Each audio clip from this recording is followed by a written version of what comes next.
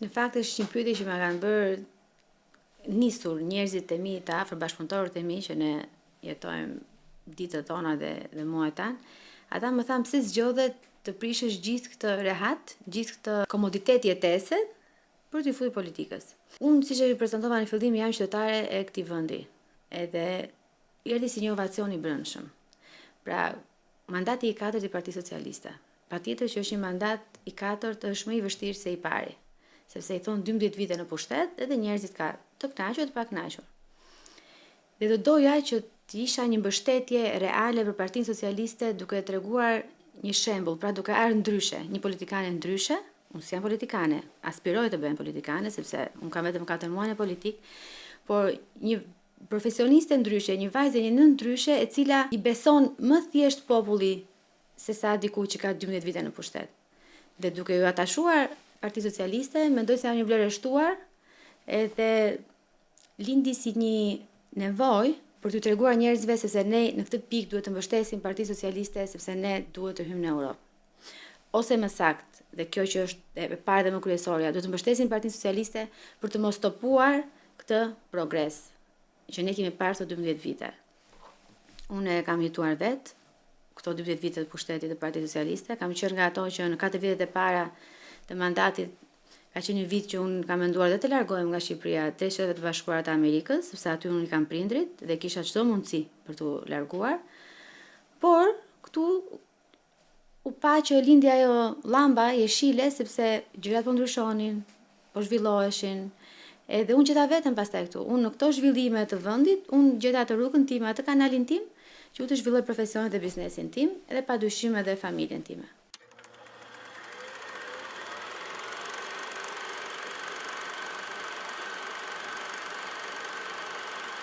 Nuk ka qenë as pak e lehtë, sepse unë dhe im shoq, se ne na lidhi jeta që të dy të jemi në fushën e ndërtimit, e kam nisur gjithmonë nis gjërat me një qëllim, edhe riskoj në jetë. Pra për qëllimin që unë dua të realizoj, unë riskoj. Riskoj dhe vendos në avantazh të atij objektivi të gjithë mundësitë e mia që kam. Kur e kam nis biznesin, apo kur kam nis studio e parë pa një e vogël që ka nis përpara 7 viteve, e kam nisur me idenë se do të kem një sukses sepse e dua punën që bëj. Unë adhuroj arkitekturën, unë kam pasion atë. Edhe nuk e shoh si një profesion përfitues. Por ajo që më jep më shumë adrenalinë janë arritjet që ne kemi çdo vit. Pra unë çdo vit shikoj se si ne rritemi në studio, projektet sfiduese që ne marrim, rritja e numrit të stafit. Unë zgjedh të jem një lidere bashkëpunuese me stafin, ku i ofroj atyre mundësi për të zhvilluar personalisht dhe profesionalisht. Shumë herë në periudha të ndryshme të vitit unë realizoj ritrite me ta, unë realizoj udhëtime jashtë ku atyre ju mundson një vizion dhe një zhvillim më të madh profesional për veten, absolutisht edhe për studion.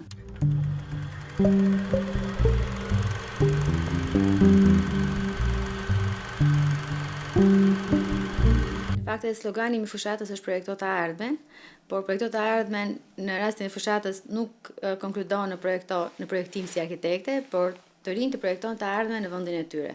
me mekanizma që duhet të arrijnë etj, të cilët për të cilën kam edhe një program të posaçëm për të rinj. Si arkitekte, për qytetin apo për vendin tim, unë në fakt, me thënë të drejtën, këto vite kanë qenë të arta për ne arkitektët në Shqipëri, sepse kemi gjetë veten, kemi gjetë mundësi se si të zhvillohemi nga vizioni i kryeministit për ta zhvilluar vendin me projekte strategjike, me projektues të huaj, të cilët për ne kanë qenë një shkollë dhe një eksperiencë tjetër, sepse ne kemi arkitektë shumë mirë në Shqipëri, patjetër, por ky bashkëpunim i këtyre viteve me arkitektët më në zë dhe më të suksesshëm të botës, për ne ka qenë një shkollë të cilën nuk do mundeshim dot ta përthithin apo ta kishim si eksperiencë në jetë. Dhe si arkitekte për qytetin tim, unë e them shpesh se unë jam shumë pro këtij zhvillimi kullave apo zhvillimeve strategjike etj, por duhet të kemi parasysh diçka. Kullat janë një zhvillim të cilat sjellin pastaj zhvillim ekonomik, punësim etj, shkon zinxhir zhvillimi dhe kjo është një gjë shumë e suksesshme.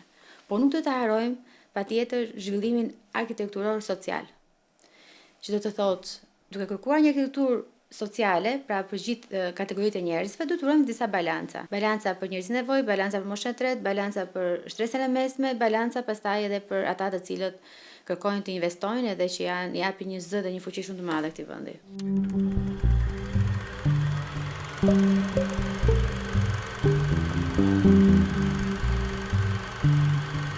Duke qenë se koha ime është pak e shkurtër, sepse në këtë fushat unë kam pas 2 sfida.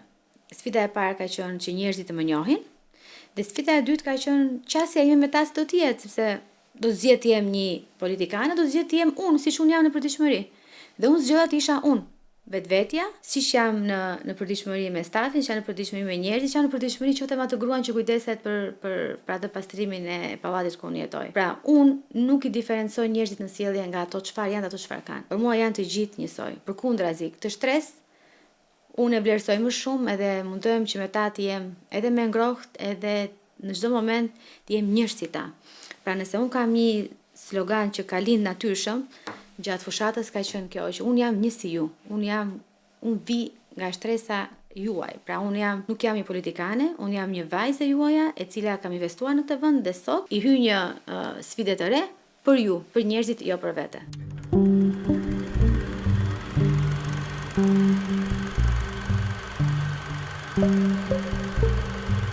Pse unë kam zgjedhë të përfaqësoj të rinjt apo pse unë kam zgjedhë që të jem një zë i tyre në parlament. Kjo nuk është diçka shabllon të rinj, sepse ne dimë që të rinjt janë e ardhmja. Por unë jetoj me të rinjt e jetoj jetën e tyre për ditë.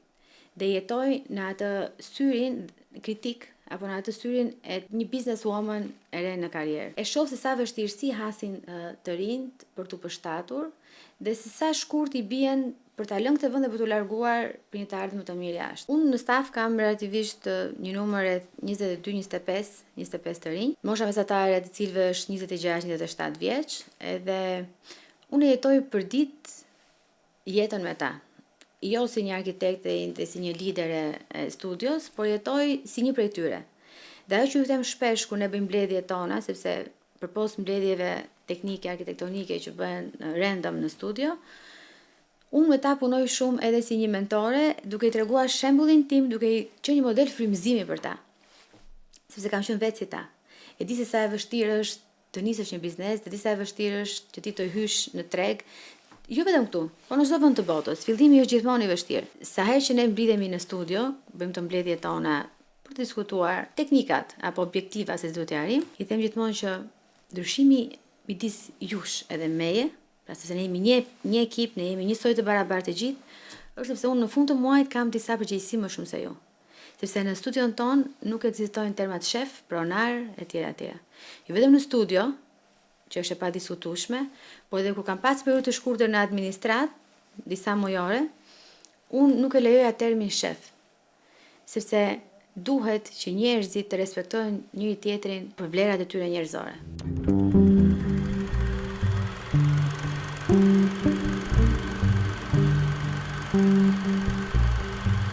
Reagimi ka qenë pak konfuz për ta, sepse nuk donin që unë të largohesha nga studio. Pra ata nuk e shikonin si një sukses politikën, por e shikonin si një mangësi që nesër do t'i mungoja çdo ditë në jetën e përditshme që ne ndërtojmë së bashku, sepse ne jemi një familje e madhe atje.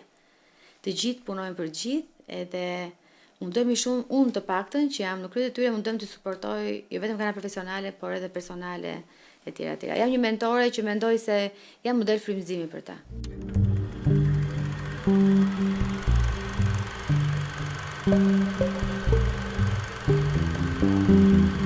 Këtë garë, pra kjo është gara ime e parë, edhe gara ime e parë në politikë, hyrja ime e parë në politikë, pra e kam çdo gjë për herë të parë. Dhe mendoj se do të jetë gara më e bukur dhe më e thjeshtë për mua në karrierën time politike edhe të mëvonshme. Sepse unë sot jam në një garë si një qytetare, jam në një garë si një grua, jam në një garë si një vajzë e suksesshme në biznes dhe përfaqësoj në përfaqësimin e siglës së Partisë Socialiste.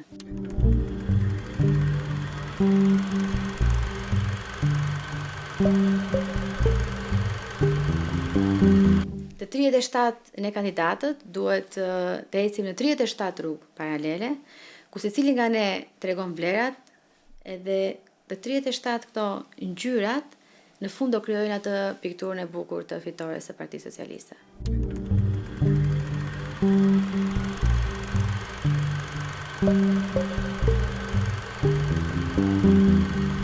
Unë në fakt më bëjnë një pyetje njerëzit në bisedat tavolinave që unë lemi për ti, thonë, kë keni nga Partia Demokratike kandidate 23, që unë edhe kam dhe zyrën time elektorale. Dhe të thënë të drejtë, unë nuk e di kë kam nga Partia Demokratike të 23. Pra, sepse fokusi jonë nuk është të luftojmë kundërshtarin. Fokusi jonë është të bëjmë më të mirën çdo ditë me çdo njeri dhe çdo banor të qytetit. Qoftë ai i majt, i djathtë, me bindjet e veta politike.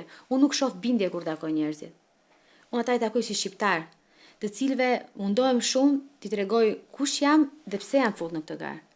Dhe më beso se impakti i tyre është aq njerëzor, aq mbështetës sa që mua më motivon edhe nëse ndonjëherë pyes pse hyra politikës, këto janë arsyet pse unë kam hyrë politikës dhe mua këto arsye më bëjnë më të fortë dhe më japin një motivim të brendshëm për të vazhduar përpara.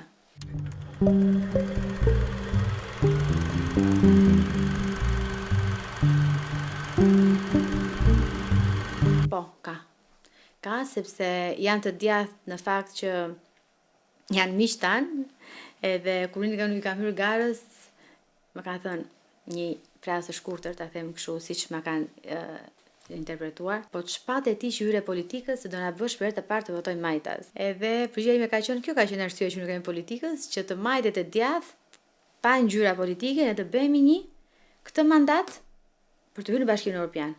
Pastaj mandatet e tjera ta marrin kush të dojë, nuk është problem. Rëndësi ka që neve të harim qëllimin ton, të përbashkët, për gjithë shqiptarët.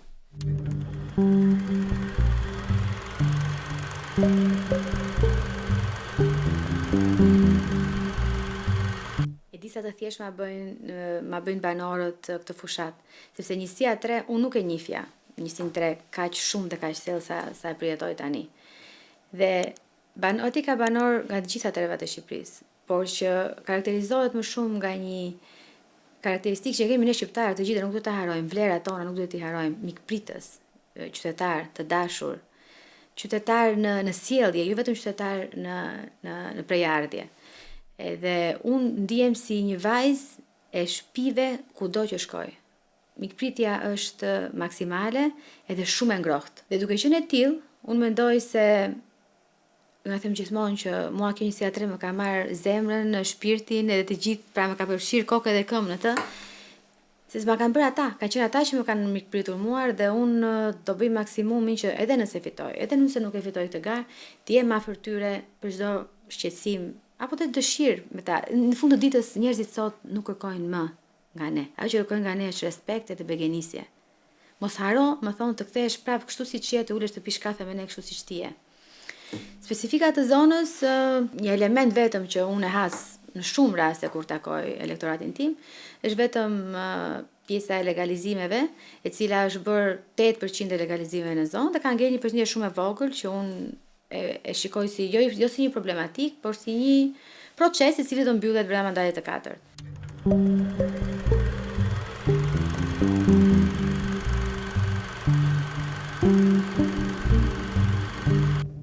Fillimu do doja shumë që të gjithë njerëzit të besojnë tek fryma e re, jo tek mosha, sepse mosha relativisht ndikon, por te fryma e re në politik, të besojnë tek unë si një profesioniste dhe një sipërmarrëse që sukseset i kam arritur me shumë përpjekje dhe me shumë punë si fëmijët e tyre. Pra, unë jam një nga fëmijët e tyre e cila kam zgjedhur të jetoj këtu, jam përplasur këtu, jam zhvilluar këtu me mundësitë që më ka krijuar vendi, dhe duke qenë se rrugtimi im është si rrugtimi i familjeve të tyre, të më besojnë mua sepse unë do të jem një nga ata. Dhe unë politikës i kam hyrë për njerëzit, për vendin, për zhvillimin e Shqipërisë. Nuk i kam hyrë për vete.